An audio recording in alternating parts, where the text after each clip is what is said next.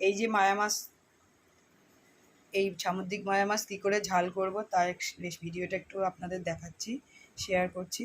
এবার দেখুন, এর সঙ্গে নিয়েছি আলু কেটে রেখে নিয়েছি, ভেন্ডি, এই যে পাকা লঙ্কা, পেঁয়াজ আর এই যে রসুন। দেখুন, এবার কড়াইতে তেল দিয়েছি পরিমাণ মতো, গরম হয়ে গেছে। শুকনো লঙ্কা ফোড়ন দিয়েছি, কালো জিরে ফোড়ন দিয়েছি,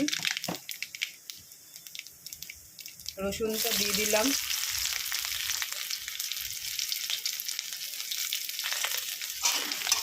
সবজিটা দিয়ে দেব,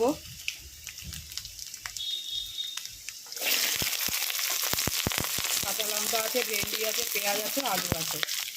পরিমাণ মতো হলুদ দিলাম, পরিমাণ মতো লবণ দিলাম, একটু নাড়িয়ে নিলাম একটু।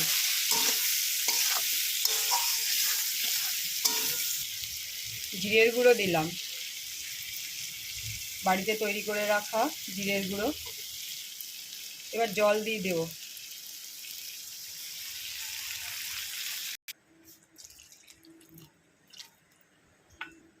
এবার মাছগুলোকে একে একে দিয়ে দেব। এর মধ্যে মায়া মাছ, চিংড়ি মাছ সবই আছে। এই যে বন্ধুরা দেখুন,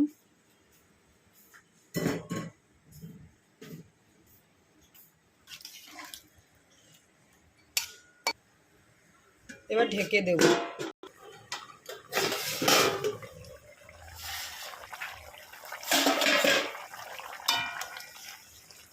ঢাকনিটা তুলে দিলাম,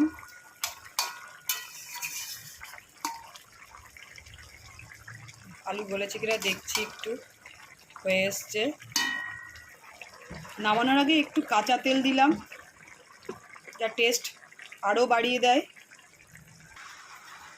হয়ে গেছে বন্ধুরা দেখুন, এবার নামিয়ে দেব।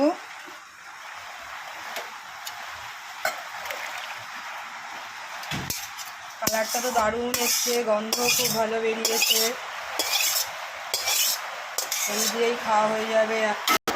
দেখুন বন্ধুরা, মাছ হয়ে গেছে, নামিয়ে দিয়েছি। খুব সুন্দর গন্ধ বেরোচ্ছে।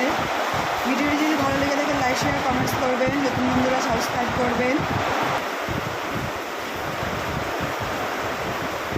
বন্ধুরা দেখুন কালারটা কত সুন্দর হয়েছে। একটু আলু খেয়ে দেখি। ও দারুণ দারুণ। এই যে দেখুন ছোটো পেঁয়াজ দেওয়া হয়েছিল। আমি একটু মাছ খাই, তো অসম, হেভি টেস্ট, হেভি টেস্ট। এরকম করে আপনারাও খেয়ে দেখতে পারেন বাড়িতে, কেমন লাগবে। ভিডিওটি যদি ভালো লেগে থাকে তাহলে আমাকে কমেন্টসে জানাবেন, খারাপ লাগলেও কমেন্টসে জানাবেন। দেখা হবে পরের ভিডিওতে। টাটা।